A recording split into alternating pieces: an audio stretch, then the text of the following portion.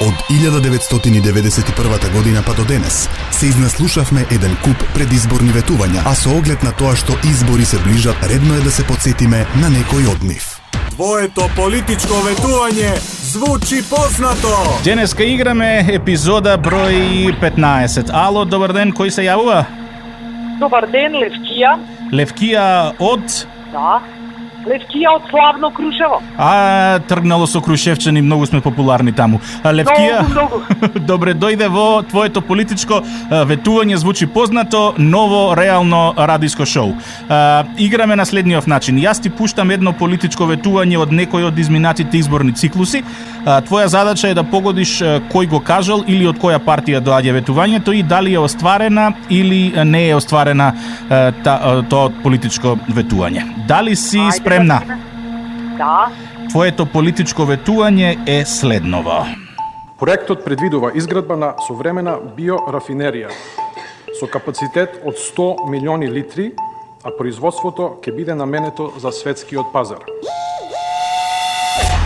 Рафинерија од 100 милиони литри за светски пазар. Што мислиш, кој го има кажано ова?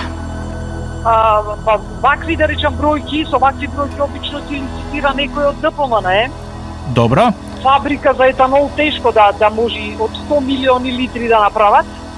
Добро. И најверојатно немам слушнато дека негде се отворило такво нешто, така да ова ветување не е остварено. Исто како и ветувањето за кетчап, слушала. Не сум запознаен со тоа, малку позадина?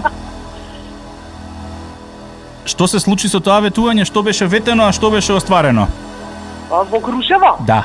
Во Крушево ветија фабрика за кетчап, а само на уште 15 километри натаму, нели, во Прилеп витаминка произведува кетчап. Извини, ама... Пред 4 години ветија дека ќе направат фабрика за кетчап. И еве помина добри 4 години ништо, тоа витаминка се уште си работи, а Крушево нема толку патлиџани, фала Богу. Не може и два кетчапа еден до друг да се прават, реално кажано. Не може. Ајде. Реално. Тоа е реално. Проверуваме на вистиномер.мк дали ова политичко ветување е остварено или не. Не. Вистиномерот врти. За 6 секунди ќе го имаме одговорот. Ова политичко ветување не е исполнето, во право бевте. На 16 октомври 2014 година, по подпишување на меморандум за соработка од страна на Бил Павлевски, председателот на Ethanol Europe Renewable и директорот на DuPont, министерот Павлевски наведе дека фабриката ќе почне да се гради во 2016 година и ќе биде изградена 2 години подоцна.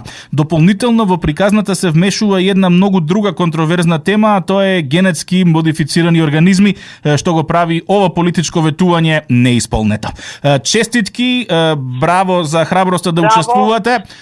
Награда за вас, брендирана шолја за кафе од Радио Индекс МК и вистиномер.мк. Ке ви ја испратиме по пошта во славното Крушево. Сигурно нема да и требаат толку колку што им требаше на турските аскери да дојдат.